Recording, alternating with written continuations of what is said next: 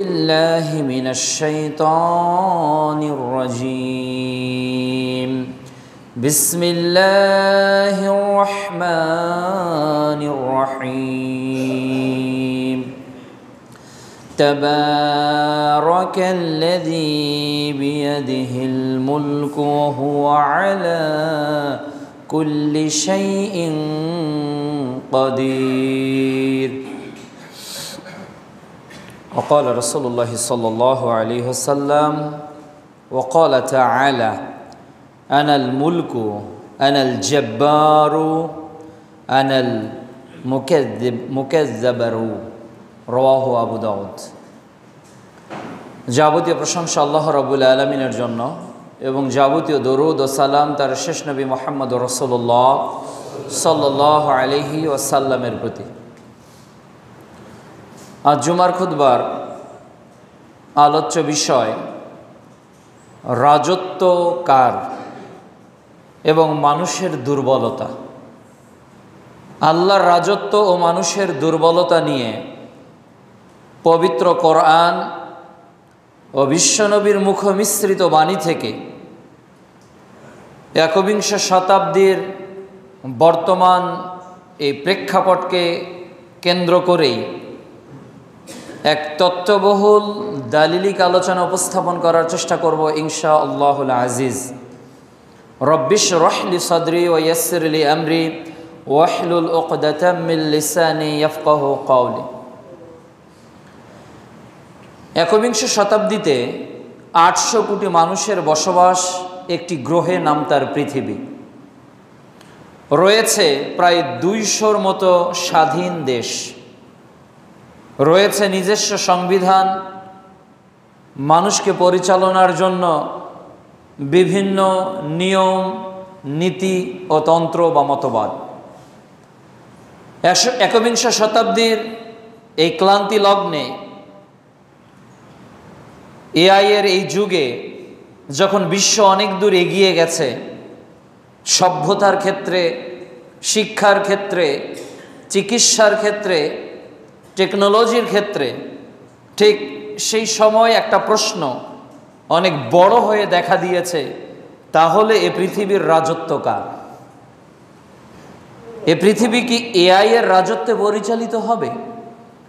এ পৃথিবী কি কৃত্রিম রোবটদের দ্বারাই পরিচালিত হবে? এ পৃথিবী কি রিমোট কন্ট্রোলের মাধ্যমেই পরিচালিত হবে? নাকি এই পৃথিবীর আসমান ও জমিনের এই মাঝখানে যে মানুষগুলো যা আবিষ্কার করেছে, যা করছে এবং যা করবে, এটা দিয়ে পৃথিবী যতদূর এগিয়ে যাক, রাজত্বের জায়গায় কে অবস্থান করবে? কার মূলত এই মুলকিয়াত? এবং একজন মানুষ হিসাবে আল্লাহ তাআলার মুলকিয়াত পর্যন্ত যাওয়া আদৌ আমাদের সম্ভব কি না? আমরা প্রত্যেকেই একটা জায়গায় নিজেকে নিয়ে গর্ব করি, প্রত্যেকেই নিজের অবস্থান নিয়ে অন্যের সঙ্গে নিজের তুলনা প্রদান করি। আমরা কোনো না কোনো জায়গায় মেন্টালভাবে আমরা এমন একটা জায়গায় চলে গিয়েছি, আমি এই ৫০ জনের চেয়ে অনেক বেশি জানি, আমি এই ক্ষমতাশীল, এই মাথায় এটা এনিহাও আমাদেরকে শয়তান ইনপুট করে, যার কারণে আমাদের বডি ল্যাঙ্গুয়েজে, আমাদের ভোকাল টোনে, যেটা আমরা অ্যাপ্রোচ করি, যেটা আমরা মুখ থেকে থ্রো করে দেই, এটার মধ্যে এমন কিছু মাদ, এমন কিছু টান, এমন কিছু লয় বোঝা যায়, যাতে মনে হচ্ছে আমরা মুলকিয়াতের কোনো একটা অংশ দখল করে আছি। নাউযুবিল্লাহ। আমাদের আচরণে এমন কিছু বহির্প্রকাশ ঘটে যায়, আল্লাহ আমাদের হেফাজত করুন। আমাদের কর্মে এমন কোনো বহির্প্রকাশ ঘটে যাক, আমাদের আচরণে, আমাদের দর্শনে, আমাদের চিন্তা চেতনায় যেখানে মুলকিয়াতের চুল পরিমাণ সমমানের কোনো জায়গায় আমরা পৌঁছে গেছি, এটা যদি মানসিকভাবে কখনো আমাদের মধ্যে চলে আসে, তাহলে যত বড়ই পরহেজগার আমি আপনি হই না কেন, যত বড়ই তাহাজ্জুদ গুজার আমি আপনি হই না কেন, যত বড়ই ইসলামের খাদেম হিসেবে আমি আপনি নিজেকে পরিচয় করিয়ে দেই না কেন, আল্লাহর মুলকিয়াতের সামনে মানুষ যদি দাসত্ব বরণ না করে, মানুষ যদি গোলামিত্বের আবরণে নিজেকে শৃঙ্খলতাবদ্ধতায় নিয়ে না আসে, তাহলে আমাদের ইহকাল এবং পরকাল স্রেফ ধ্বংস বই কিছুই নিয়ে আসবে না। এজন্য রাজত্ব কেবল আল্লাহর। রাজত্ব কার? আল্লাহর। এই মুলকিয়াতের একচ্ছত্র মালিককে আল্লাহ। এটা আমরা মুখে বলি, এটা আমরা বিশ্বাস করি, কিন্তু আমরা দালিলিকভাবে প্রমাণ নেই যে আল্লাহ কতটুকু রাজ্যের মালিক, আল্লাহর ক্ষমতার ব্যাপ্তি কত, আল্লাহর যোগ্যতার পরিসীমা কত, আল্লাহর এহসান, আল্লাহর আদত, আল্লাহর রহমত, আল্লাহর করুণা কেমন ভাবে আমরা আবিষ্কৃত হয়ে আছি, এটা যখন আমরা রিয়ালাইজ করব, এটা যখন আমরা অ্যানালাইসিস করব, এটা নিয়ে যখন আমরা থিসিস করব, দেন ওই মানুষটা নতজানু হবে, দেন ওই মানুষটার মাথা নুয়ে পড়বে, দেন ওই মানুষটা ভীত বহবল হয়ে যাবে একজনের নিকট, তিনি হলেন রব্বুল আলামিন। আজকে আমরা নতজানু হতে চাই আল্লাহর নিকট। এ পৃথিবীর একজন এমপির সম্মান আমাদের কাছে অনেক বেশি, এ পৃথিবীতে একজন ডক্টর ইউনূসের মর্যাদা অনেক বেশি, এ পৃথিবীতে হিলারি ক্লিনটন, এ পৃথিবীতে জর্জ বুশ, এ পৃথিবীতে যারা অতীতে রাষ্ট্রশক্তি এসেছিল এবং যারা আছে তাদের মানুষ অনেক মূল্যায়ন করে। কেন? তারা জানে তাদের ক্ষমতা কি। একটা মানুষকে মূল্যায়ন করে মানুষ কিসের ভিত্তিতে? এর মেজারটা কি, এটা মাপকাঠিটা কি? অন অফ দেয়ার পাওয়ার, তাদের ক্ষমতা কত, তাদের অর্থবল কত, তাদের কাভারেজ ক্ষমতা কত, তাদের প্রশাসনিক ক্ষমতা কত, তাদের ম্যান পাওয়ার কত, তাদের জনশক্তি যেটা, তাদের সমাজের মধ্যে প্রভাব বিস্তার কত। এই নানা কারণে একটা মানুষ আর একটা মানুষের কাছে শ্রেষ্ঠত্ব লাভ করে। আপনার কাছে অনেক মানুষ বেশি প্রিয়, তিনি আসলেই আপনি চেয়ার থেকে দাঁড়িয়ে যান, এমন মানুষ আছে না? তাকে জায়গা করে দেন। পৃথিবীতে অনেক মানুষ আছে যার সামনে দেখা করার জন্য আপনি কয়েক মাস আগে অ্যাপয়েন্টমেন্ট লেটার নেন, যার সঙ্গে 5 মিনিট কথা বলার কাছে, তাহলে is the honourable person for you. সে আপনার কাছে কি অনেক সম্মানিত ব্যক্তি, সে অনেক বেশি ক্ষমতাশীল ব্যক্তি আপনার কাছে। কিন্তু মানুষ যদি বুঝত যে আমি যে দাস, আমার যে মনিব, তার ক্ষমতা কত, ক্ষমতা যদি একটা মানুষের জানা যায় তাহলে তার আনুগত্য করাটা সহজ হয়ে যায়। একটা মানুষের ক্ষমতা জানলে তার আনুগত্য করাটা কি হয়ে যাবে? সহজ হয়ে যাবে। দ্বিধা লাগবে না, ভয় লাগবে না, কোনো ডিপ্রেশন লাগবে না, কোনো কনফিউজ লাগবে না। উইদাউট কন্ডিশনে ফলো এনি অর্ডার ফ্রম আল্লাহ। যে নির্দেশই আল্লাহর কাছ থেকে আসুক, এটা মানাটা আমাদের জন্য কি হয়ে যাবে? অনেক বেশি সহজ হয়ে যাবে। আল্লাহ রাব্বুল আলামিন বলছেন সূরাতুল মুলক, এই সূরার নাম হলো রাজত্ব। এই পৃথিবীতে, এই আসমানে, এই জমিনে, নবমণ্ডল, ভূমণ্ডলে, মঙ্গল গ্রহে, শনি গ্রহে, নেপচুনে যত নবী এসেছিল, আমরা যতটুকু জানি সৃষ্টি জগৎ এর বাইরে, এই সব কিছুর উপর যার মুলকিয়াত, এই সূরার নাম হলো সূরাতুল মুলক, এই রাজত্ব। আল্লাহ রাব্বুল আলামিন বলছেন তাবারাকাল্লাযী বিয়াদিহিল মুলক, বরকতময় তিনি। তাবারাকাল্লাযী বিয়াদিহিল মুলক, যিনি সর্বত্র রাজত্ব যার হাতে। পৃথিবীতে যত রাজত্ব আছে, পৃথিবীর বাইরে যত রাজত্ব আছে, আমাদের পূর্বে যত নেতাদের আগমন ঘটেছিল, আমাদের পরে পৃথিবীতে যত নেতারা রাজত্ব করবে, এই সব রাজত্ব বরকতময় আল্লাহর হাতে। এটা আল্লাহ বলছে, যেটা আমার হাতে। আর ওহু আলা কুল্লি শাইইন কাদির, আর এই রাজত্বগুলোর উপর আমি সর্বশক্তিমান। আমি যে কোনো ক্ষমতা প্রয়োগ করতে পারি, যে কোনো কিছু তাদের মধ্যে আমি সংগঠিত করতে পারি। কিন্তু আল্লাহ রাব্বুল আলামিন সূরাতুল বালাদে বলছেন, পারা 30 অধ্যায় 90 আয়াত 5-এ, যে মানুষ ধারণা করে, মানুষ কি ধারণা করে? যে লা ইয়াকদিরু আলাইহিল আহাদ, যে আমার উপর কি আরও কেউ ক্ষমতাবান আছে? মানুষ এটা রিয়েলাইজ করে আসলে আমার চেয়ে কি ক্ষমতাবান মানুষে? আমি ফোন দিলে এসপি চলে আসে, আমার উপর কি আরও কেউ ক্ষমতাবান আছে? আমি মসজিদে কথা বললে আর দ্বিতীয় কেউ কথা বলার সাহস পায় না, আমার উপর কি ক্ষমতাবান কেউ আছে? আমি কোনো সভা সমিতিতে কোনো বক্তব্য দিলে আর কেউ কথা বলে না। আল্লাহ তাআলা সূরা বালাদে বলছেন ৫ নম্বর আয়াতে, মানুষ ধারণা করে যে আমার চেয়েও কি ক্ষমতাবান কেউ আছে। নিজের জায়গা থেকে আমরা একটু চিন্তা করি, এই মানুষগুলোর ক্ষমতার দাপট কত। আল্লাহ রাব্বুল আলামিন বলছেন সূরাতুল হাক্ক অধ্যায় ৬৯ আল্লাহ বলছেন আয়াত ২৮ ও ২৯, মা আগনা আন্নি মালিয়া। মানুষ বলবে যে আমার যে সম্পদ ছিল, যার কারণে মানুষ আমার মর্যাদা দিত, কিন্তু মা আগনা আন্নি মালিয়া, আজকে বিপদের দিনে আমার সম্পদ আমার কোনো কাজে লাগলো না। তাহলে মানুষের সম্পদ তার কোনো কাজে লাগবে না। আল্লাহ বলে দিচ্ছে মানুষ কত দুর্বল, আপনি কতটা মাজুর, কতটা জয়ীফ। আল্লাহ বলছে আপনার যতগুলো প্রপার্টিস আছে এটা আপনার কোনো উপকার করবে না। এরপর হালাকা আন্নি সুলতানিয়া, আমার ক্ষমতা যতটুকু ছিল সব বিনষ্ট হয়ে যাবে, সব ধ্বংস হয়ে যাবে আল্লাহ বলছে। তাহলে মানুষ বর্তমান পৃথিবীতে এই দুইটার বেশি ক্ষমতা দেখে না। একটা হলো তার টাকা পয়সা, ব্যাংক ব্যালেন্স, বাড়ি গাড়ি, কতটা সম্পদের সে মালিক, এটার ক্ষমতা। আর আল্লাহ বলছে আন্নি মালিয়া, মানুষের এই অর্থ সম্পদ তার কোনো উপকার করবে না। আর কি করবে না? তার সুলতানিয়াত, সে যে জায়গার সুলতান ছিল, কেউ মসজিদের, কেউ মাদ্রাসার, কেউ এলাকার, কেউ থানার, কেউ জেলার, কেউ বিভাগের, কেউ টিওনো, কেউ আপনার ওসি, কেউ এসপি, কেউ ডিসি, কেউ এমপি, কেউ মন্ত্রী, কেউ প্রধানমন্ত্রী, কেউ জাতিসংঘের মহাসচিব, কেউ ন্যাটোর প্রধান, কেউ ব্রিটেনের প্রধান, এই মোড়ল যত পৃথিবীতে রাষ্ট্র আছে সব মানুষ আল্লাহর নিকট তাদের সব ক্ষমতা যেদিন বিনষ্ট হবে ওই দিন ওরা মুসফুসকে বলে ফেলবে হালাকা আন্নি সুলতানিয়া। আজকে আমার সুলতানিয়াত কই? আজকে গ্রামের ওই কৃষকটা আর আমি গ্রামের ত্রিমোহনীর সবচেয়ে কোটিপতিটা এক কাতারে সামিল হয়ে গেছে। ওই দিন কোটিপতিরও কোনো মর্যাদা নেই।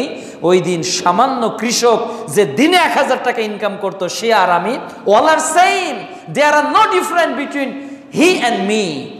সে এবং আমি কোনো পার্থক্য আল্লাহর কাছে ওই দিন থাকবে না। কেন থাকবে না?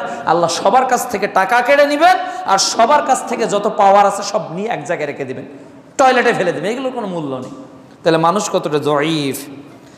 এরপর আল্লাহ রাব্বুল আলামিন বলছেন যে ইয়াউমা লা ইয়ানফাউ মালু ওয়ালা বানুন, সূরা শুআরায় আল্লাহ বলছেন অধ্যায় ২৬ আয়াত ৮৮-তে যে মানুষের ধন সম্পদ ও সন্তান আদি কোনো কাজের নয়, এগুলো কোনো কাজের নয়। আপনি বিপদে পড়লে কাকে ফোন দেন? কাউকে না কাউকে ফোন দেন, হাজী সাহেব আসেন তো, বেটা আসো তো, আমার বাড়িতে আক্রমণ করছে। আল্লাহ আপনাকে কতটা দুর্বল করে ফেলতেছে। আল্লাহ বলতেছে কি, বান্দা শোনো শোনো, তোমার যে সন্তান সন্ততি পরিবার পরিজন ক্ষমতা, যাকে ফোন দিলে সে ২ মিনিটের মধ্যে চলে আসে, সব কাজ ফেলে দিলে সে চলে আসে, তো ওই ব্যক্তিগুলোর ক্ষমতা হারিয়ে যাবে। ওরা তোমার কি উপকার করবে? ওরাও কোনো কল্যাণ করতে তোমার পারবে না। তাহলে তিনি কত ক্ষমতাশীল। তাহলে রাজত্ব কার? আল্লাহ। এরপর ২ নাম্বার, আল্লাহ হলেন সর্বশক্তিমান। কোরআনের কয়েকশো আয়াতের শেষে আছে ওহুয়া আলা কুল্লি শাইইন কাদির। শুধু একটা আয়াতে না, সূরা মুলকের, আপনি সূরা আল ইমরানে পাবেন, নিসায় পাবেন, মাইদে পাবেন, অনেক আয়াতের শেষে পাবেন আল্লাহ তাআলা তার কোনো কিছু বর্ণনা করার পর বলছে ওহুয়া আলা কুল্লি শাইইন কাদির। পৃথিবীর মানুষ জেনে রাখো আমি সর্ববিষয়ে ক্ষমতাবান। আল্লাহ আর একটা বড়ত্বের কথা গিয়ে বলার পর শেষে বলছেন ওহুয়া আলা কুল্লি শাইইন কাদির, আমি সর্ববিষয়ে সর্বশক্তিমান। আরেকটু আয়াত পড়ার পর আল্লাহ আবারও বলছে ওহুয়া আলা কুল্লি শাইইন কাদির। এটা বারবার কোরআনে আসার কারণটা কি? বারবার আসার কারণটা কি? যাতে মানুষ নিজেদেরকে সর্বশক্তিমান মনে না করে, যাতে মানুষ মনে না করে যে আমার অমুক নেতা পরিচিত, আমার অমুক মন্ত্রী পরিচিত, আমার অমুক এমপি পরিচিত, বা আমি নিজে এমপি মন্ত্রী। বান্দা শোনো, ওহু আলা কুল্লি শাইইন কাদির, তুমি যেটা ক্ষমতা দেখাচ্ছ ওই ক্ষমতারও মালিক আমি আল্লাহ। তাহলে মানুষকে আল্লাহ তাআলা কতটা জয়ীফ করেছেন এটা আল্লাহ বলছেন। এরপর আমরা যা কিছু করছি পৃথিবীতে, যা কিছু করছি, জন্ম থেকে নিয়ে অদ্যবধি যা কিছু করেছেন, পৃথিবীর সকলের নিকট গোপন করা সম্ভব। সিসিটিভি ক্যামেরা নেই মানে পৃথিবীর মানুষ কিছু জানবে না। এমন অনেক মার্ডার আছে যেটার ফরেনসিক রিপোর্ট বের করাটা অনেক ডিফিকাল্ট, কিন্তু আল্লাহ তাআলা বলছেন যে আল্লাহু বাসীরুম বিমা তা'মালুন, আল্লাহু বাসীরুম বিমা তা'মালুন। সূরা হুজুরাতে আল্লাহ বলছে অধ্যায় 39 অধ্যায় 49 আয়াত 18-তে যে আল্লাহু বাসীরুম, আল্লাহ তাআলা সবকিছু দেখেন, তিনি সম্মুখ দ্রষ্টা। বিমা তা'মালুন, তোমরা যা করো। মা জানে না আমি যা করি, বাবা জানে না আমি যা করি, নেতা জানে না আমি যা করি, কর্মীও জানে না আমি যা করি। ঘরের গভীরে একটা অন্যায় কর্ম করেছি, মানুষের চক্ষু আড়ালে একটা কর্ম করেছি, আল্লাহ তাআলা বলছেন যে আমি জানি, আমি শুধু জানি না, আমি দেখি তুমি যা করো। তাহলে আমাদের কি আসলে কোনো ক্ষমতা আছে? এখন আমার মাথায় টুপি, মুখে দাড়ি, সুন্দর কথা বলছি, কিন্তু আমার গোপন কথাও কে জানে? দেখেছে কে? আল্লাহ। তাহলে আমার কি শক্তি আছে? আল্লাহ এমন কিছু দেখাবে ওই দিন আসলে আমার কিছুই করার থাকবে না। আল্লাহ শুধু দেখেন না, আল্লাহ সূরা মুনাফিকুনের 11 নম্বর আয়াতে বলছেন ওয়াল্লাহু খবীরুম বিমা তা'মালুন, ওয়াল্লাহু খবীরুম, আল্লাহ খবর রাখে বিমা তা'মালুন, তোমরা যা করো। শুধু আল্লাহ দেখেন, আল্লাহ খবর রাখে। এই ত্রিমোহনীতে এখন গোটা অঞ্চলে কি হচ্ছে এটার খবর পৃথিবীর কারো কাছে থাকবে না। এনএসআই, ডিভি, যত গোয়েন্দা সংস্থা থাক, সবার নিকট যাওয়ার আগে কার নিকট চলে যাবে? এটা হলো আল্লাহু খবীরুম বিমা তা'মালুন। আল্লাহ সব কিছুর খবর রাখে। আপনাকে খবর দেখার জন্য পত্রিকার আশ্রয় নিতে হয়, আপনাকে খবর দেখার জন্য ফেসবুকের আশ্রয় নিতে হয়, ইউটিউবের আশ্রয় নিতে হয়, আপনাকে খবর দেখার জন্য মিডিয়ার আশ্রয় নিতে হয়, পত্র পত্রিকার আশ্রয় নিতে হয়, টকশোর আশ্রয় নিতে হয়, বিবিসি, সিএনএন খুলে দেখতে হয়। কিন্তু আল্লাহ তাআলা বলছেন ওয়াল্লাহু খবীরুম বিমা তা'মালুন। পৃথিবীর একজন মানুষ যেটা করে আল্লাহ সেটা জানেন না, পৃথিবীর একজন দুইজন মানুষ যেটা করে কেবল আল্লাহ সেটা জানেন না। পৃথিবীর এট এ টাইম, আজকে ইয়াউমুল জুমা, এই শুক্রবারে গোটা পৃথিবীতে 800 কোটি মানুষ এক সেকেন্ডে যা করেছে তাকে জানেন, আল্লাহ জানেন। আর কোন মানুষের যাওয়া সম্ভব? তাহলে তিনি কতটা ক্ষমতাশীল, তিনি কতটা ক্ষমতাশীল যে আজকে 800 কোটি মানুষ বিগত 1 মিনিট একটু আগে যা করলো তা তার নিকট পৌঁছে গেছে। শুধু 800 কোটি মানুষ না, এই পৃথিবীতে লক্ষ লক্ষ হাজার হাজার মাখলুকাত যা কিছু করতেছে, যাদের খাবারের প্রয়োজন, যাদের চিকিৎসার প্রয়োজন, যাদের পানির প্রয়োজন, যাদের বস্ত্রের প্রয়োজন, যারা অভাব অনটনে আছে, যারা মৃত্যুর দ্বার প্রান্তে দাঁড়িয়ে আছে, মালাকুল মউত যাদের জান কবজ করবে বলে আল্লাহর হুকুমের অপেক্ষায় দ্বন্দ্বয়মান আছে, একটা ব্রিজ ভেঙে পড়বে বলবে আল্লাহর ইচ্ছায় আছে, এই সব কিছু পৃথিবীতে 1 মিনিট আগে যা কিছু ঘটেছে, যা কিছু 1 মিনিট পর ঘটবে, আল্লাহু খবীরুম বিমা তা'মালুন, আল্লাহ সব কিছু জানে। সুবহানাল্লাহ, আল্লাহ সব কিছু জানে। 2 মিনিট পর পৃথিবীতে কি ঘটবে, কোথায় অ্যাটম বম পড়বে, কোথায় কত হাজার মানুষ মারা যাবে, কে না খেয়ে মরবে, কে টাইফয়েডে মরবে, কে ক্যান্সারে মরবে, কে আপনার বিভিন্ন প্রবলেমের কারণে আত্মহত্যা করবে, সব খবর কার কাছে? আল্লাহর কাছে। তিনি খবীরুম বিমা তা'মালুন। আমরা তো মনে করি আমার নেতা অনেক কিছু, আমাদের বিজ্ঞানীরা অনেক কিছু, আমাদের খতিব অনেক কিছু, আমাদের অনেক অমুক কিছু, আমরা কিছুই না। পৃথিবীর কোনো মানুষের কোনো ক্ষমতা নেই, তিনিই সব কিছু জানেন। সর্বোচ্চ supreme power, power of attorney, almighty আল্লাহ সুবহানাহু ওয়া তাআলা। পৃথিবীর মানুষের কোনো ক্ষমতা নেই, এটা আল্লাহ তাআলা বলছেন। এরপর আল্লাহ তাআলা কি বলেন? 3, এই পৃথিবীতে দিন ও রাত, এই আহ্নিক গতি এবং বার্ষিক গতি আছে না, এই পৃথিবীতে এই যে 2টা গতিতে চলমান, এই আহ্নিক গতি এবং বার্ষিক গতি, কখনো দিনটা রাতের মধ্যে ঢুকে যায়, কখনো রাতটা দিনের মধ্যে ঢুকে যায়, কখনো রাত বড় হয়ে যায়, কখনো দিন বড় হয়ে যায়। এটা কি প্রাকৃতির খেলা? এটা কি বিজ্ঞানীদের খেলা? এটা কি জিওগ্রাফি, ভৌগোলিক কোনো বিষয়? এটা কি এআই এর কোনো কারুসাজি? এই যে দিন রাত, এই যে কখনো উইন্টার, কখনো স্প্রিং, এই যে কখনো রেইন, এই যে সিজনগুলো surrounding our country to be continue, on is come and on is gone, একটা আসে একটা যায়, একটা আসে একটা যায়। এই যে সিস্টেমগুলো, মেকানিজমগুলো মেনটেন হচ্ছে, দিন রাতের এই প্রবাহ হচ্ছে, এটা কার অথরিটিতে? আল্লাহর অথরিটিতে। তাহলে সূর্যের আলোটা দেখতে পান তিনি, দেখায়। রাতের আধারে নিদ্রা যান তিনি, আপনার ব্যবস্থা করেন। আল্লাহ রাব্বুল আলামিন বলছেন সূরা আল ইমরান অধ্যায় 3 আয়াত 27, আল্লাহ তাআলা বলছেন যে তুলিজুল লাইলা ফিন নাহারি ওয়া তুলিজুন নাহারা ফিল লাইলি, আমি আল্লাহ কি করি? রাতকে দিনে ও দিনকে রাতের মধ্যে ঢুকাই। আপনার রব কতটা ক্ষমতাশীল! দিন হতে হতে ওটা আবার রাত। এখন ফজর যে সময় পড়ি, এই সময় কিছুদিন আগে আমরা সাহারি খেতাম, তাই না? 4:30 পর্যন্ত চাহারির সময় ছিল, 4:45 পর্যন্ত ছিল। এই যে সময় চাহারি করতাম, ওই সময় এখন ফজরের সালাত আদায় করতেছি। আবার এখন মাগরিব 6টার পর, অনেক সময় 7টায় গিয়ে আমরা মাগরিব পড়েছি, 7:14-15 করেছি। তাহলে একই সূর্য একবার 7:14 ডুবতেছে, আবার কিছুদিন পর 5:10 ডুববে। তাহলে এই 2 ঘন্টা ঢুকতেছে, আবার 2 ঘন্টা এক্সিট হয়ে বের হয়ে যাচ্ছে। এটার মেকানিজম কি কোনো মানুষ করতে পারবে? কোনো বিজ্ঞানীরা চাইলেই করতে পারবে? তাহলে আপনার রব কতটা ক্ষমতাশীল! এই পৃথিবীতে যে সূর্য দেখছেন, এই পৃথিবীতে যে চন্দ্র দেখছেন, এই পুরোটাই নিয়ন্ত্রণ তিনি করছেন। এরপর তিনি কি করছেন?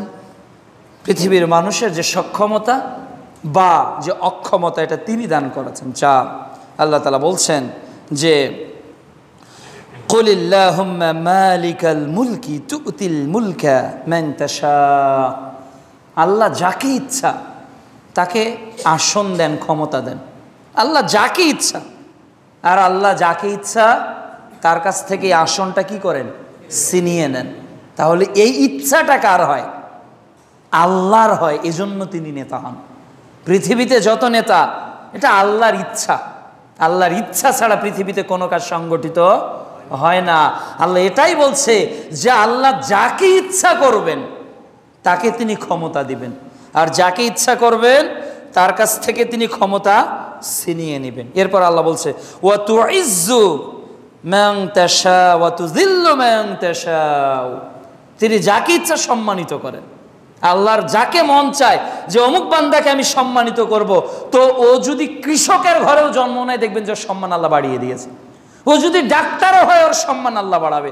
ও যদি সাধারণ খেটে খাওয়া মানুষেরও জন্মে বাড়ি থেকেও জন্মগ্রহণ করে, ওর আল্লাহ সম্মান বাড়াবে।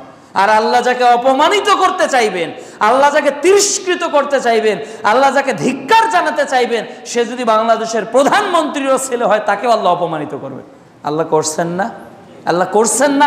এগুলো তো বাস্তবতা আমরা দেখতেছি। নেপালের প্রধানমন্ত্রী পালাচ্ছে, এক দেশের এক প্রধানমন্ত্রী পালানো শুরু করেছে, চলছে এখন বিভিন্ন দেশে, চলছে না? এই সম্মান দেওয়ার মালিক কে? এটা ছিনিয়ে নামানোর মালিক কে? তিনি আল্লাহ। এরপর আল্লাহ রাব্বুল আলামিন বলছেন যে ইন্নাকা আলা কুল্লি শাইইন কাদির, নিশ্চয়ই আপনার প্রতিপালক সব কিছুর উপর ক্ষমতাবান। তাহলে পৃথিবীতে যত সম্মান আসে কার পক্ষ থেকে? পৃথিবীতে যত মর্যাদা পেয়েছেন কার পক্ষ থেকে? তাহলে আল্লাহর পক্ষ থেকে পাওয়া জিনিস নিয়ে কি আপনি কখনো বড়াই করতে পারবেন? আল্লাহর দেওয়া সম্মান নিয়ে কখনো কি আপনি মানুষের সঙ্গে রূঢ় আচরণ করতে পারবেন? এটা শোভা পাবে না। কেননা জিনিসটা তো আল্লাহর দেওয়া, আপনার তৈরি নয়। আপনি এটার ক্রিয়েটর নন। ক্রিয়েট বাই আল্লাহ সুবহানাহু ওয়া তাআলা।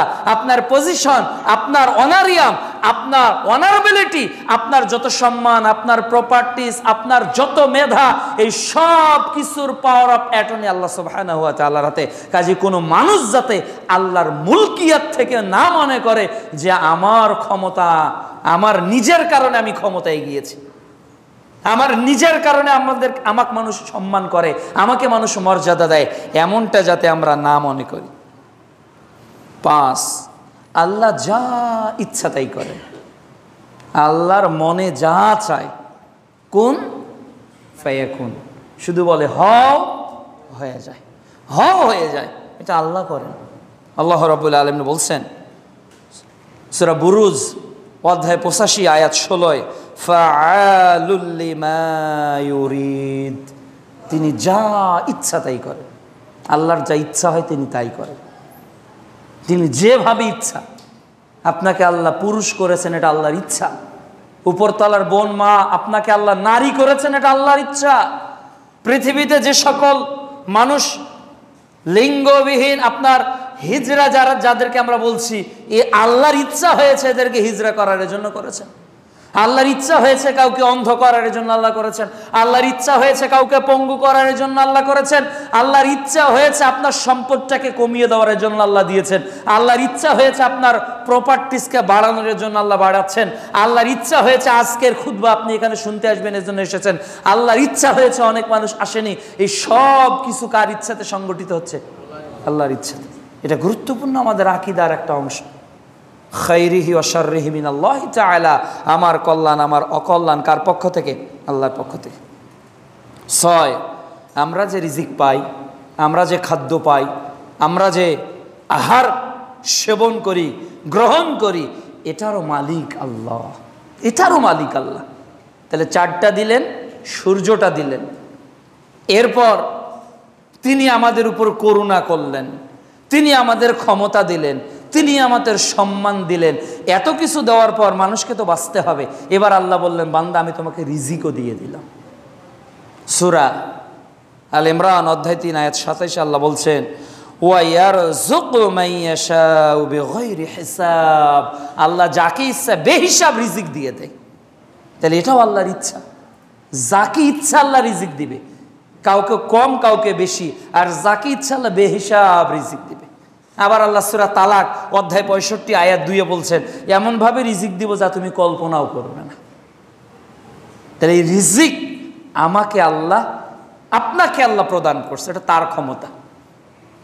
সূরা বাকারার আল্লাহ প্রথম দিকে বলছেন যে তোমরা ওই আল্লাহর ইবাদত করো যে আল্লাহ জমিনটাকে বিছানা করেছে, যে আল্লাহ আসমানটাকে ছাদ করেছে, যে আল্লাহ আসমান থেকে বৃষ্টি বর্ষণ করছে, যে আল্লাহ ওই বৃষ্টির কারণে জমিন থেকে খাদ্য তোমাদের জন্য তৈরি করছে। ফালা তাজআলু লিল্লাহি আনদাদা, কাজেই জেনে বুঝে আল্লাহর সঙ্গে কাউকে সমকক্ষ দাঁড় করিও না। যে আমার ব্যবসা, আমার চাকরি, আমার টাকা, আমার সম্পদ, আমার ব্যাংক ব্যালেন্স, আমার এই মর্যাদা আমাকে খাওয়াচ্ছে না। আল্লাহু খায়রুর রাযিকিন, উত্তম রিজিক দাতা তিনি হলেন আল্লাহ, তিনি রিজিক দেন। তাহলে আপনার কি বলেন তো? এতক্ষণ পর্যন্ত আমাদের আসলে কিছু আছে? আমাদের আসলে কিছু নেই, সবটাই আল্লাহ। নিজেকে দুর্বল ভাবুন, নিজেকে অনেক জয়ীব ভাবুন, আপনার কিছুই নেই। আল্লাহর কাছে সবচেয়ে নতজানু হয়ে কথা বলেন, আল্লাহ তুমি হলে ধনী, আমি হলাম গরিব, আল্লাহ তুমি হলে জ্ঞানী, এতটুকু জ্ঞান নেই যতটুকু আপনি আমাদের দিয়েছেন, এতটুকু ছাড়া। আল্লাহ আপনি সূর্যের আলোয় আমাদের জীবন, আল্লাহ আপনার চন্দ্রের আলোয় আমরা পৃথিবী দিক নির্ণয় করি, আল্লাহ আপনার নেয়ামতে আমরা পরিপূর্ণ, আল্লাহ আপনার সম্মানে আমরা বেঁচে আছি, আল্লাহ আপনার দেওয়া ক্ষমতায় আমরা চলমান। হাতের ক্ষমতার কারণে হাত ধরছে, চোখের ক্ষমতার কারণে চোখ দেখছে, কানের ক্ষমতার কারণে কান শুনছে, মুখের ক্ষমতার কারণে জবান কথা বলছে, পায়ের ক্ষমতার কারণে পা চলছে, পেটের ক্ষমতার কারণে খাদ্যগুলো ডায়ালাইসিস হচ্ছে, এরপর রক্তের ক্ষমতার কারণে রক্ত গোটা শরীরে শক্তি সঞ্চার করছে। আর এই অর্গানের যত ক্ষমতা, এটা কার ইচ্ছে পরিচালিত হচ্ছে? তাহলে আপনার কি, আপনার কি, আপনার ক্ষমতা কিসের? দেখেন তো এই লোকগুলো হেলে আছে, এই যে সব লোকগুলোকে জাগিয়ে দেন তো, এই যে পিছনে ওই যে ওইগুলোকে আগে জাগান। যে আপনার চশমা, ওই যে আপনার পিছনে দেখেন, আপনার পিছনে আগে জাগান। হাঁটুতে হাত দেওয়া যাবে না। এই যুবক ভাই, চেঞ্জ ইউর প্লেস। হেলান দেওয়া নিষেধ, আল্লাহ রসুল বলেছে হেলান দিতে পারবেন না। আপনি হেলান দিয়েছেন, একটু গ্যাপ হন।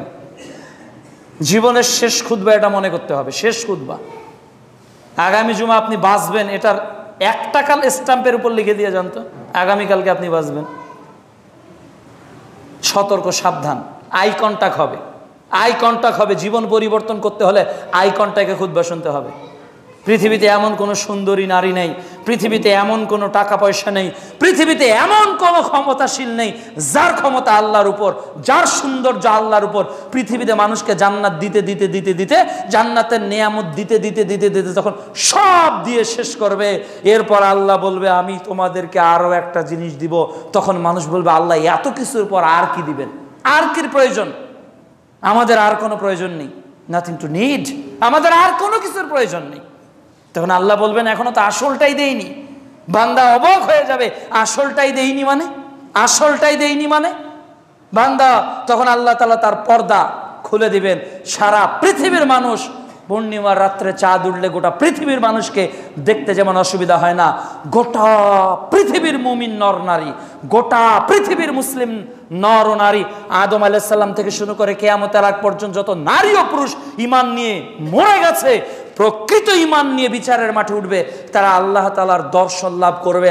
কত হাজার বছর কেটে যাবে, এর পরেও আল্লাহকে দেখার তৃপ্তি মিটবে না।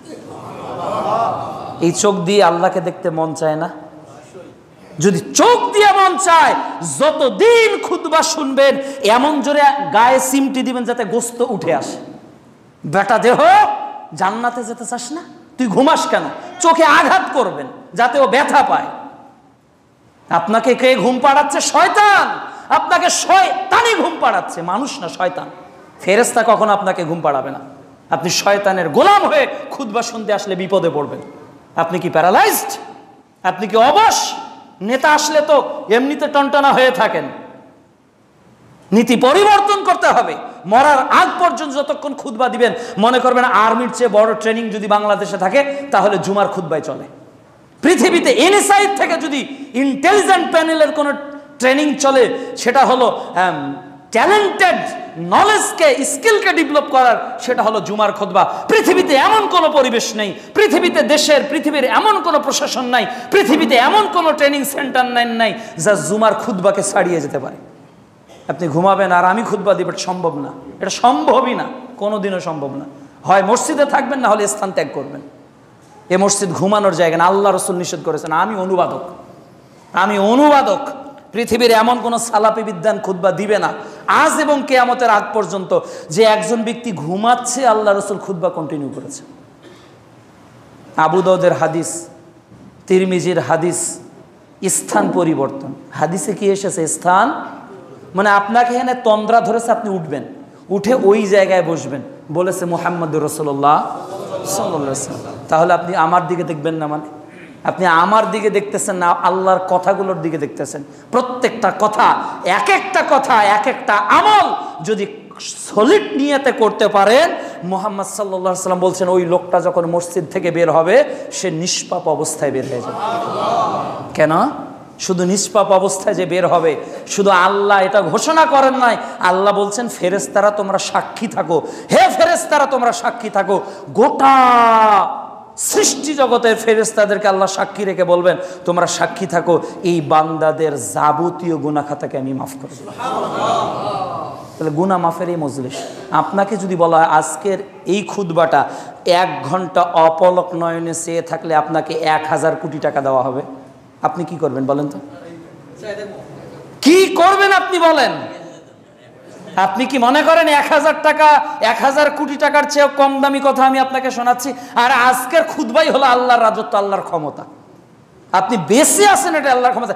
এমন একটা পেটে অ্যাপেন্ডিসাইডের ব্যথা দিবে, একবার মা, একবার বাবা, একবার একবার আউ, দেখেন না? সারা রাত ঘুম নিজে পারেন না, গোটা পরিবারের কাউকে পাড়াইতে দেন, এটা করে কে? এমন একটা ব্যথা দাঁতে উঠাই দেয়, কোনো মেডিকেল ট্রিটমেন্ট হয় না। এমন একটা যন্ত্রণা তৈরি করে দেয়, হয় না। অ্যাজ ইউ সো সৈরেব। দুনিয়াতে যদি আল্লাহর বড়ত্বকে সম্মান না করেন, আল্লাহ এইভাবে নিঃশেষ করে করে মারবে। দয়া করে অনুরোধ, ঘুমন্ত লোক জুমার দিন আল্লাহ রাসূল বলেননি। একটা হাদিস, পৃথিবীতে কোনো জাল হাদিস নেই যে আপনাকে আমি একটা জাল হাদিস দেখান যে আল্লাহর রাসূল খুতবা দিচ্ছেন আর মুসল্লিরা ঘুমাচ্ছেন। একটা জাল হাদিস, ফেক হাদিস দেখান আপনি, তা আপনি ঘুমাচ্ছেন কেন? প্রিয় উপস্থিতি, অনুরোধ করো তো আপনাকে বলতে চাচ্ছি যে দয়া করে নিজের নীতিকে পরিবর্তন করেন। আপনি ঘুমাচ্ছেন, এই চোখটা আল্লাহর দেওয়া, এই চোখকে একদিন আপনি কষ্ট দিবেন কিয়ামতের দিন। চোখ যখন সব কথা বলে দিবে, আল্লাহ নর্তকের নাচ দেখেছে, চোখের পলক পড়ে নাই। ফেসবুক চালাতে চালাতে কাউকে ঘুম পাড়তে দেখেছেন? মেসেঞ্জারে আপনার মেসেজ সেন্ড রিসিভ করতে কাউকে ঘুমাতে দেখতে দেখেছেন? এরপর বায়োমেট্রিক পদ্ধতিতে ব্যাংক থেকে 2 লাখ টাকা উঠাবে, তা কাউকে ঘুমাতে যেতে দেখেছেন? দেখেননি। পৃথিবীতে সবচেয়ে গুরুত্বপূর্ণ কাজগুলোতে আপনি ঘুমান না, ওই কাজ করতে হবে জন্য আগে ঘুমান। আগামী জুমা থেকে একটা নিয়ত করবেন যে সকাল 9টায়, রাত 9টায় ঘুমাবো, রাত 9টায় ঘুমাবো, বা 10টার মধ্যে ঘুমিয়ে যাবেন। এরপর উঠবেন কখন? 4টার আগে উঠে যান, 2 রাকাত তাহাজ্জুদের সালাত আদায় করেন বা 4 রাকাত পড়েন, এরপর কোরআন মাজিদ তেলাওয়াত করেন। মসজিদে এসে সালাত শেষ, একেবারেই সকালের জিকিরগুলো পড়তে থাকেন, পড়তে পড়তে পড়তে পড়তে শেষ হয়ে গেল। এরপর সূরা কাহাফ পড়েন, সূরা মুলক পড়েন, এরপর বিভিন্ন দোয়া আজকারগুলো পড়েন, 100 বার দরুদ পড়েন, ইস্তেগফার 100 বার করেন, 10, 50, 100, 2000, 5000 টাকা একটু মসজিদ মাদ্রাসায় দান করেন। এরপর সকাল সকাল গোসল করে, সকাল সকাল উজু করে, মেসওয়াক করে, সুন্দর পোশাক পরে যদি প্রথম ব্যক্তিটা মসজিদে ঢুকতে পারেন, একটা লাল উট আল্লাহ রাস্তায় কোরবানি করলে যত নাকি, কেবল এই আমলগুলো করে মসজিদে ঢুকলে তত নাকি। কত বড় গুরুত্ব। প্রিয় উপস্থিতি, আপনাকে বোঝাতে চাচ্ছিলাম যে আল্লাহ রাব্বুল আলামিন হলেন যা ইচ্ছা তিনি সেটাই করতে পারেন। তিনি হলেন উত্তম রিজিকদাতা, 7 তিনি জন্ম ও মৃত্যুর মালিক। আমরা মরি, লাশটা মরে গেল, মানুষটা মরে গেল, লাশ একটু আগেই কত আপনজন ছিল, জীবিত ছিল, এগুলো সব আল্লাহ করেন। আল্লাহ রাব্বুল আলামিন বলছেন সূরা মুলক অধ্যায় 67 আয়াত 2, আল্লাহ বলছেন আল্লাযী খালাকাল মাউত, আমি সৃষ্টি করি মৃত্যুকে, ওয়াল হায়াত, জীবনকে। এরপর আল্লাহ তাআলা বলছেন সূরা আল ইমরানের 27 নম্বর আয়াতে, ওয়া তুখরিজুল হাইয়া মিনাল মাইয়াতি ওয়া তুখরিজুল মাইয়াতা মিনাল হাই, আল্লাহ তাআলা মৃত্যুকে জীবিত করেন, আবার জীবিত থেকে মৃত্যু ঘটান। একটা মানুষ মরে গেছে, সেখান থেকে প্রাণ সঞ্চার যিনি করেন তিনি কে? আল্লাহ। পৃথিবীর সব ডাক্তার, বাংলাদেশে ধরেন যে 1 লক্ষ ডাক্তার আছে, এই 1 লক্ষ ডাক্তার যদি চেষ্টা করে একটা মৃত মানুষের জীবন দিতে পারবে না। গোটা পৃথিবীতে 1 কোটি ডাক্তার আছে, 1 কোটি ডাক্তার মিলে একটা মানুষের আয়ু 1 সেকেন্ড বাড়াতে পারবে না, কিন্তু আল্লাহ এটা করেন। আল্লাহর কাছে কিছুই না, তিনিই রব, তার রাজত্বের আলোচনা চলছে। আমি ভয় কাকে পাবো? আমার জীবন ছিনিয়ে নেওয়ার ক্ষমতা আপনার নেই। যতক্ষণ আল্লাহ আমার আয়ু রাখবেন ততক্ষণ আমি বেঁচে থাকবই থাকবো। দেখতেছে না অনেক অ্যাক্সিডেন্টে পরিবারের সবাই মারা যাচ্ছে, একজন ছেলে বেঁচে উঠলো, একটা মেয়েটা বেঁচে গেল, স্বামীটা বেঁচে গেল, স্ত্রীটা বেঁচে গেল, সবাই মারা গেল। ট্রেন অ্যাক্সিডেন্ট হলো, এত লোক মরলো, বাচ্চাটাই বেঁচে গেল। বিদেশ থেকে আসতেছে, এত লোক তাকে রিসিভ করার জন্য গেল, সবাই মারা গেল, এই লোকটা বেঁচে গেল। এই যে ঘটতেছে, একেবারে সাক্ষাৎ মৃত্যু থেকে যেন আল্লাহ তাআলা তাকে সুন্দর করে বাঁচিয়ে তুললেন। আর যেখানে মরার কথাই না সেখানে লোকটা মৃত্যুবরণ করল। এটা আল্লাহ বলছে, আমি মৃত্যু থেকে জীবন দেই, জীবন থেকে মৃত্যু ঘটাই। সূরা তোহায় আল্লাহ যেটা বলছে অধ্যায় 20 আয়াত 55, আমি সৃষ্টি করেছি, আমি মৃত্যু ঘটাবো, আমি এই মৃত্যু থেকে আবার তোমাদেরকে পুনরুত্থান করব। 8 7 আসমান ও জমিন। আমরা তো একটা আসমান দেখি, তাই না? আর জমিন কয়টা দেখি? একটা। কিন্তু এই জমিনের নিচে আরো জমিন আছে, এটা বিশ্বাস হয়? ওই আসমানের নিচে আরো আসমান আছে। তাহলে প্রত্যেকটা আসমান থেকে প্রত্যেকটা আসমানের দূরত্ব 500 বছরের পথ। এই যে এত লম্বা গ্যাপ, আবার এই প্রথম আসমান আর প্রথম জমিন, এটা দ্বিতীয় আসমান দ্বিতীয় জমিন এইভাবে আবার রাউন্ড, তৃতীয় আসমান তৃতীয় জমিন এইভাবে আবার রাউন্ড, চতুর্থ আসমান চতুর্থ জমিন এইভাবে আবার রাউন্ড, পঞ্চম আসমান পঞ্চম জমিন এইভাবে আবার রাউন্ড, 500 বছরের মাঝখানে পথ, আবার ষষ্ঠ আসমান ষষ্ঠ জমিন, সপ্তম আসমান সপ্তম জমিন। এই সব কিছুর উপর আল্লাহর আরশ, আল্লাহর আরশ। তাহলে আল্লাহ, আপনার আল্লাহ কত বড়! ওই আরশকে, ওই 7 আসমান আর 7 জমিনকে আল্লাহ রাব্বুল আলামিন এমন একদিন আসবে যেই দিন আল্লাহ তাআলা হাতের মুঠোয় নিয়ে নেবেন। আল্লাহু আকবার। আপনার আল্লাহ কত ক্ষমতাশীল, আপনার নেতার কত ক্ষমতা! ভয় পেলেন, কর্মীকে ভয় পেলেন, সত্য কথা বললেন না, কোরআনের কথা বললেন না, ইসলামের কথা বললেন না। আরে এমন একটা দিন আসতেছে, ওই দিন আল্লাহ এই 500 বছরের ডিস্টেন্সে প্রথম আসমান আর জমিন, যা দুই চোখে দেখছি মনে হচ্ছে আসমান কোথায় গিয়ে ঠেকেছে পৃথিবীর মানুষের খবর জানতে পারে না, কত দূর আসমানটা পৃথিবীর মানুষ এটার খবর জানছে না। তো এই আসমান এবং জমিনের এত ব্যাপ্তি যদি হয়, তাহলে 7 আসমান এবং 7 জমিনের ব্যাপ্তি কত, এটার বিশালতা কত, এটার ভিতর কত প্রাণীকুল আছে, এটার ভিতর কি পরিমাণ আল্লাহর সৌন্দর্য আছে, এই 7 আসমান এবং এই 7 তবক জমিনের সৌন্দর্য কতটুকু, এটা মানুষের জানা সম্ভব নয়। এই 7 আসমান এবং জমিনকে যিনি হাতে নেবেন তিনি কে? এরপরেও কি আপনি বলবেন যে আমি অনেক ক্ষমতাশীল, আমি অনেক টাকার মালিক, আমি মসজিদের সেক্রেটারি সভাপতি, আমি এলাকার মন্ত্রী এমপি, আমি জাতিসংঘের অমুক, আমি বাংলাদেশের অমুক উপদেষ্টার অমুক? এখনো বলবেন? Control your language, stop your any movement, any strongness, সব কিছু বন্ধ করে দেন। আপনার কোনো ক্ষমতা নেই, নিজেকে নতজানু ভাবেন। আপনি কে? আপনি কিছুই না। আমি কিছুই না, কিছুই না।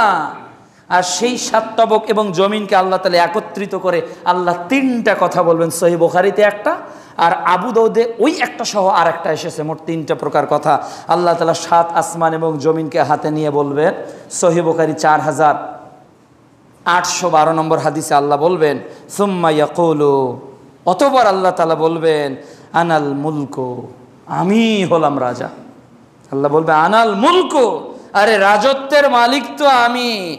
আইনাল, আল্লাহ তাআলা বলছেন যে আইনাল মুলকুল আরদ, জমিনের মালিকরা কোথায়? আল্লাহ জিজ্ঞাসা করবে, জমিনের মালিক যে ছিলে তোমরা, তোমাদের না 2 কাঠা জমি ছিল, 5 কাঠা জমি ছিল, তোমরা না বিশাল অ্যাপার্টমেন্টের মালিক ছিলে, তোমরা না অনেক ক্ষমতার ছিল মালিক ছিলে? আল্লাহ তাআলা বলবেন যে আইনাল মুলকুল আরদ, এই জমিনের ক্ষমতাশীলরা কোথায়? যারা ক্ষমতা দেখাতো, যারা জমিনের মালিক দাবি করত, এরা কোথায়? আল্লাহ জিজ্ঞাসা করবে বিচারে মাঠে। কোনো অ্যান্সার, কোনো উত্তর কি আসবে? কোনো উত্তর যখন আসবে না, আল্লাহ তাআলা আবার বলবেন, আবার 7 আসমান জমিনকে হাতে নিয়ে আবু দাউদের 4732 নম্বর হাদিসে আল্লাহ তাআলা আবারও বলবেন, সুম্মা ইয়াকুলু, ওই দিন আল্লাহ তাআলা বলবেন আনাল মুলকু, আরে আমি হলাম মালিক, আমি হলাম রাজা ধীরাজ, আমি হলাম মহারাজা, আমি হলাম একচ্ছত্র মালিক। এরপর বলবো আইনাল জাব্বারুন, কোথায় স্বৈরাচারীরা? জাব্বারুনরা কোথায়? যারা মানুষের উপর অত্যাচার করেছে, যারা মানুষের উপর জুলুম করেছে, ক্ষমতার কারণে, সম্পদের কারণে, জ্ঞানের কারণে, যারা সাধারণ মানুষকে কষ্ট দিয়েছে, যারা খেটে খাওয়া মানুষকে কষ্ট দিয়েছে, যারা অধিকার আদায় করেনি, এই সকল জাব্বারুন এরা কোথায়? কোনো উত্তর পাওয়া যাবে না। এরপর আবার আল্লাহ ডাক দিবেন, আইনাল মুতাকাব্বিরুন, মুতাকাব্বিরুনরা কোথায়? যারা অহংকার করত। হ্যাঁ, জানো আমার টাকা কত আছে, জানো আমার ক্ষমতা কি, তুমি আমাকে চেনো? বলি না আমরা, you know me, what's my power, তুমি জানো আমার ক্ষমতা? You can imagine what's my strongness, তুমি কি জানো আমার শক্তি সম্পর্কে? আমরা বলি না অনেক সময়। আল্লাহ ওই দিন ডাকবেন যে আইনাল জাব্বারুন, স্বৈরাচারীরা কোথায়? আইনাল মুতাকাব্বিরুন, অহংকারীরা কোথায়? নো আনসার দিস সিচুয়েশন, কোনো উত্তর আসবে না ওই দিনে। ওই দিন আর কোনো উত্তর আসবে না। কতটা অসহায় মানুষ হবে। পৃথিবীর সবচেয়ে স্বৈরাচারী, পৃথিবীর সবচেয়ে বড় নেতা, পৃথিবীর সবচেয়ে বড় অর্থশালী, পৃথিবীর সবচেয়ে দামি মানুষটা কতটা নতজানু হয়ে থাকবে, আল্লাহর কোনো কথার উত্তর দেওয়ার সাহস ওই দিন কারো হবে না। আমরা স্বাভাবিকভাবে একটা বৈঠকে যখন বসি, মনে করেন একটা এসপি আছে, মনে করেন একটা থানার ওসি আছে, কিন্তু একজন বিশাল বড় ওসির চেয়েও যার ক্ষমতা বেশি, ডিসির চেয়েও যার ক্ষমতা বেশি, এইরকম একজন স্বরাষ্ট্রমন্ত্রী যখন বলবে, এই তোমরা সবাই চুপ করো, তখন বলেন তো ডিসি কথা বলবে, ওসি কথা বলবে, এসপি কথা বলবে, এডিসি কথা বলবে, কে কথা বলছে এখন? স্বরাষ্ট্রমন্ত্রী। এভরিবডি নো হিম, প্রত্যেককে সবাইকে চেনে, এভরিবডি নো হিম, তাকে সবাই জানে যে স্বরাষ্ট্রমন্ত্রীর ক্ষমতা কত। ওই দিন মানুষ যখন সপ্তম আসমান এবং জমিনকে দেখবে আল্লাহর হাতের মুঠোয়, আর মানুষের ক্ষমতাগুলো চলে আসবে। কিসের ক্ষমতা? আমার পাশে তো কেউ নেই, টাকা পয়সা সব শেষ, সন্তানাদি পালিয়ে গেছে, সব যখন আমি নিঃশেষ, ওই দিন কোনো উত্তর আসবে না। তখন আল্লাহ বলবেন, আমি ক্ষমতাশীল, আমি রাজারিধাজ, আমি রাজারিধাজ, আমি রাজাধিরাজ, আমি ক্ষমতাশীল। কে আছো ক্ষমতাবান? ওই দিন কোনো উত্তর পাওয়া যাবে না। তিনি কে? তিনি আল্লাহ। আল্লাহু আকবার। তিনি সবচেয়ে বড়। ওই রবের দাসত্বে নিজের ইচ্ছাকে আত্মসমর্পণ করাতে হবে, নিজেকে অনেক খাটো মনে করতে হবে। আমরা কিছুই না, এই পৃথিবীতে আমরা কিছুই না। আল্লাহ যদি সপ্তম আসমান থেকে আমাদেরকে দেখেন, আমাদেরকে কি কতটুকু ছোট মনে হবে? একটু বিমানটা উপরে উঠলেই মানুষকে মানুষ মনে হয় না, গোটা ঢাকাতে মনে হয় এটা একটা খেলনা। যখন বিমানে উঠি, গোটা ঢাকাকে কি মনে হয়? একটা ছোট্ট একটা কাগজের টুকরো মনে হয় না? তাহলে আসমানটাকে কিন্তু অনেক কিছু বোঝা যায় যখন আপনি বিমানে উঠবেন না। পৃথিবীতে অনেক কিছু, কি এটাতে আছে? কিছুই নাই, এটা এইভাবে কাগজের মতো মুড়ি দেওয়া যাবে। প্রিয় উপস্থিতি, এরপর আল্লাহ রাব্বুল আলামিন 8-9 নাম্বার হলো, আল্লাহ তাআলা ইচ্ছা অনিচ্ছায় সবাই তার আনুগত্য করে। মানুষ ছাড়া ইচ্ছা অনিচ্ছায় সবাই তার আনুগত্য করতেছে। আল্লাহ রাব্বুল আলামিন বলছেন সূরা, বলছেন যে আসমান যেদিন বিদীর্ণ হয়ে যাবে, যেদিন আসমানটা বিদীর্ণ হয়ে যাবে, ইজা শামসু কুং শাক্কাত, যেদিন পৃথিবীটা বিদীর্ণ হয়ে যাবে। ওই পৃথিবী যে বিদীর্ণ হয়ে যাচ্ছে, চুরমার হয়ে যাচ্ছে, কেন যাচ্ছে? এটা আল্লাহ তাকে নির্দেশ দিয়েছেন, এর জন্য হচ্ছে। আল্লাহ তাআলা সূরা আল ইমরানে বলছেন যে আসমান এবং জমিনের যা কিছু আছে ইচ্ছায় এবং অনিচ্ছায় আল্লাহর আনুগত্য করে, ইচ্ছায় এবং অনিচ্ছায়। সূর্যকে আল্লাহ যখন যে সময় উঠতে বলে, সূর্য তখন সেই সময় ওঠে। চন্দ্রকে আল্লাহ যখন যে গগনে উঠতে বলে, চন্দ্র সেই গগনে তখন ওঠে। যে আসমানকে আল্লাহ বৃষ্টি দিতে বলে, ওই আসমানই আল্লাহ পক্ষ থেকে বাড়ি বর্ষণ করে। যে জমিনে আল্লাহ খাদ্য উৎপাদন করতে বলে, ওই জমিনে আল্লাহ খাদ্য উৎপাদন করে। পৃথিবীর সব কিছুই, এমনকি আমাদের হাতের নখ যখন বড় হয় আমার ইচ্ছায় হয় না, আমার চুল যখন পেকে যায় আমার ইচ্ছায় হয় না, আমার দাঁত যখন দুর্বল হয়ে যায় আমার ইচ্ছায় হয় না, আমার শরীরের চামড়া যখন ঢিল হয়ে যায় আমার ইচ্ছায় হয় না। কিন্তু দুর্ভাগ্য, যে মানুষের পুরো দেহটা আল্লাহর আনুগত্য করতে চায়, মানুষের অন্তরটা আল্লাহর আনুগত্য করতে চায় না, আল্লাহর বিরোধিতা করে, আল্লাহর অবাধ্যতা করে, আল্লাহর হুকুমকে মানতে অস্বীকার করে। এজন্য আল্লাহ ব্যবস্থা করেছেন পাকড়াওয়ের। এটাও কঠিন। আল্লাহ রাব্বুল আলামিন সূরা 85 নম্বর সূরা বুরুজের 11 নম্বর আয়াতে বলছেন যে ইন্না বাদশা রব্বিকা লাশাদীদ, আল্লাহর পাকড়াও বড়ই কঠিন। আল্লাহ যে পাকড়াও করবেন এটাও বড় কঠিন।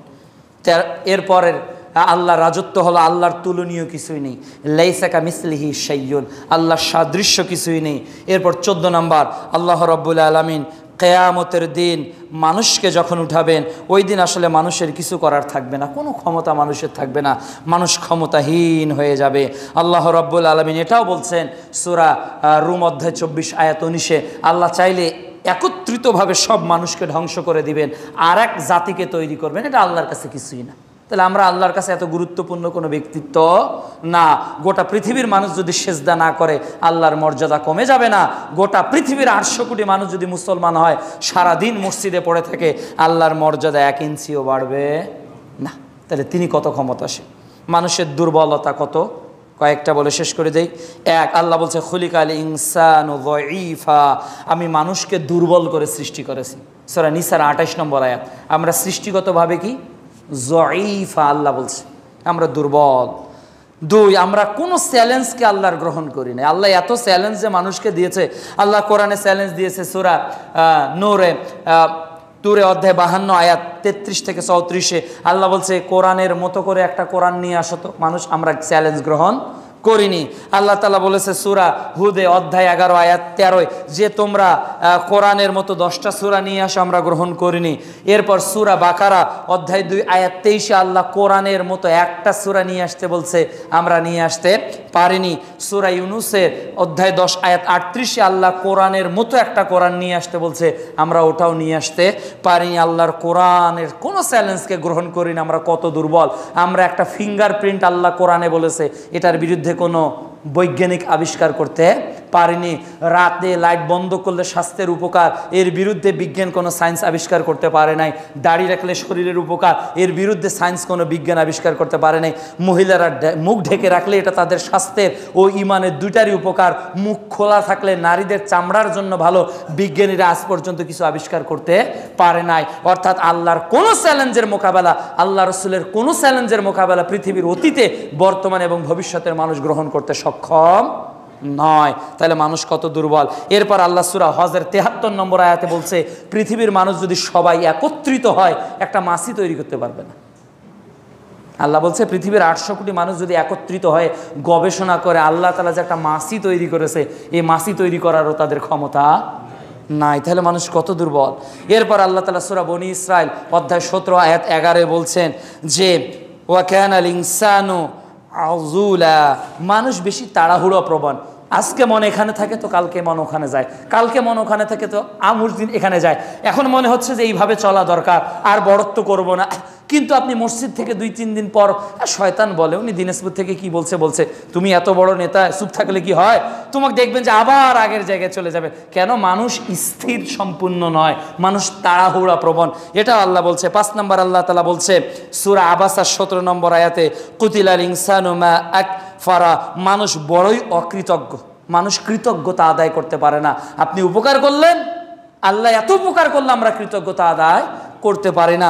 আল্লাহ তাআলা আমাদের দুর্বলতার আরও অনেক কথা কোরআন ও হাদিসে বলছেন। আল্লাহ তাআলা বলছেন গোটা পৃথিবীর মানুষ আল্লাহর মুখাপেক্ষী। সূরা ফাতিরের অধ্যায় 35 আয়াত 15। এইভাবে কোরআন ও সুন্নায় অনেকগুলো বর্ণনা এসেছে, যে বর্ণনাগুলোতে আল্লাহ রাব্বুল আলামিন তার রাজত্বের এবং মানুষের দুর্বলতার কথা বলেছে। আল্লাহ তাআলা রাসূল সাল্লাল্লাহু আলাইহি ওয়াসাল্লাম বলেছেন, আল্লাহুম্মা লা মানিয়া লিমা আতাইতা ওয়া লা মু'তিয়া লিমা মানা'তা। আল্লাহ কাউকে কিছু দিতে চাইলে এটা রোধ কেউ করতে পারে না। আল্লাহ কাউকে কিছু না দিতে চাইলে গোটা পৃথিবীর মানুষ তাকে সেটা দিতে পারে না। হে উপস্থিত মুসল্লিয়ানে کرام, আল্লাহর নিকট দুর্বলতাকে স্বীকার করেন।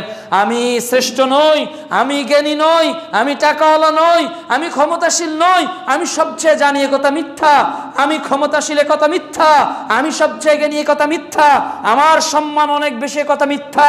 আমি একজন servant, we are servant of Allah, we are servant of Allah. On our heart we say we are servant of Allah. আমরা অন্তর থেকে বলি আমরা চাকর কার? আমাদের নিজস্ব কোনো ক্ষমতা, আমাদের নিজস্ব কোনো বড়াই, আমাদের নিজস্ব কোনো অহংকার থাকার কথা না।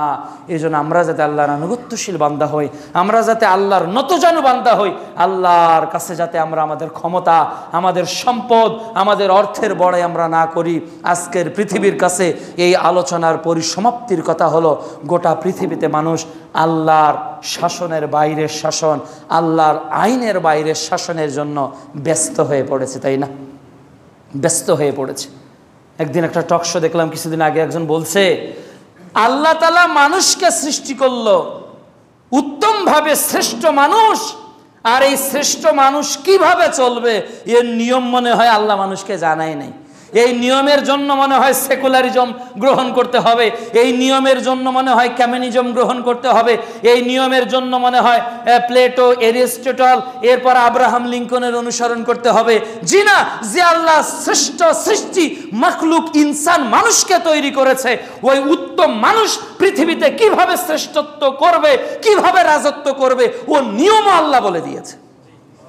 কিন্তু মানুষ ওই আল্লাহ রাজত্ব স্বীকার না করে মনে করতেছে আমার রাজত্ব চলুক, আমার ক্ষমতা চলুক, কিন্তু এই দিন থাকবে না, এই দিন নিঃশেষ হয়ে যাবে। আসুন না আমরা আল্লাহর নিকট আত্মসমর্পণ করি। আল্লাহ তৌফিক দান করুন। আল্লাহ আলহামদুলিল্লাহ ওয়াহদা ওয়াসসালাতু ওয়াসসালামু আলা মান লা নাবিয়্যা বা'দা।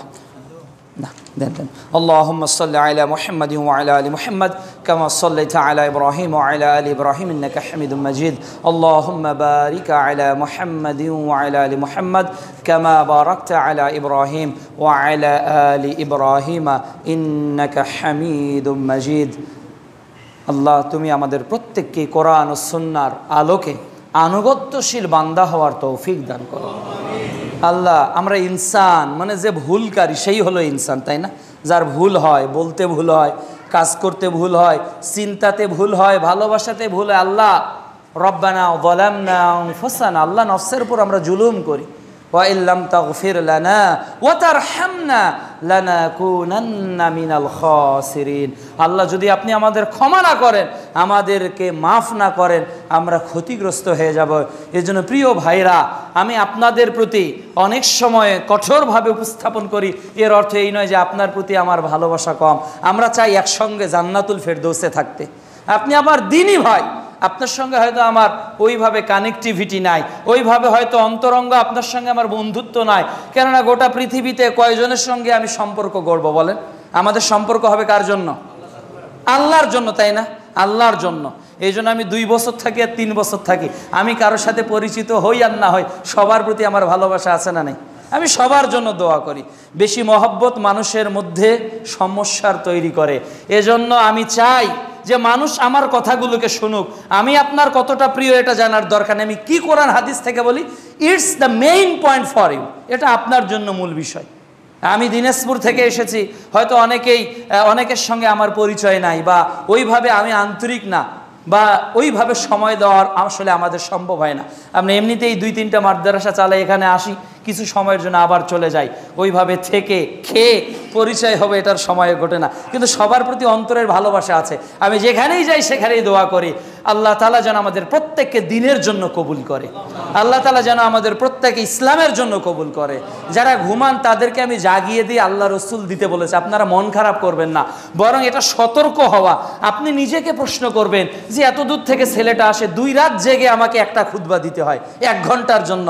একদিন দিনাজপুর থেকে আসবেন আর যাবেন, ট্রেনে আসতে 10-11 ঘন্টা সময় লাগে, আবার যেতে 10-11 ঘন্টা সময় লাগে। তাহলে এত কষ্ট করে এই দিনের জন্য যে আমরা কাজ করি, আধা ঘন্টা 45 মিনিট 1 ঘন্টা বক্তব্য রিসার্চ করে গবেষণা করে কোরআন হাদিস ঘেটে ঘেটে তৈরি করি, এরপরেও যদি আপনি ঘুমান, আমাকে কি ভালো লাগবে? ভালো লাগবে? মহব্বত কি আপনি আমার আলোচনা শুনে মানছেন? যুবক ভাইদেরকে বলবো, আমি আপনাদের বারবার অনুরোধ করেছি, আগামী দিনের বাংলাদেশের নেতৃত্ব আমাদের এই যুবকরাই দেবে ইনশাআল্লাহ। বাংলাদেশের পরিবর্তন চাইলে এই যুবকদেরকে আগে আসতে হবে। আমি ত্রিমোহনী উত্তরপাড়ার যুবক ভাইদেরকে আহ্বান করব, জান্নাতে আপনারা প্রথম কাতারে থাকেন। আপনাদের জন্য আল্লাহ রাসূল সাল্লাল্লাহু আলাইহি সাল্লাম আরশের ছায়ায় স্থান দিয়েছেন, কিন্তু আমি তো প্রথম স্থানে আপনাদেরকে পাচ্ছি না। অনুরোধ ভাই, একটা দিন কি পরিবর্তন হওয়া যায় না যে আগামী জুমা আমরা প্রথম কাতারে থাকবো, কোনো মুরব্বীকে জায়গা করে দিব না? অনেক খেলায় অনেক জায়গায় তো আপনারা প্রথম কাতারে থাকেন, নামাজের প্রথম কাতারে কি আসা যায় না জুমার দিনে? আল্লাহ তাআলা যেন ত্রিমোহনীর সকল যুবক ভাইদেরকে দিনের জন্য কবুল করেন। আল্লাহ তাআলা যেন প্রত্যেকের রিজিকে বারাকা দান করেন। নামছাড়া এক বোন মসজিদে টাকা দিয়েছেন 500।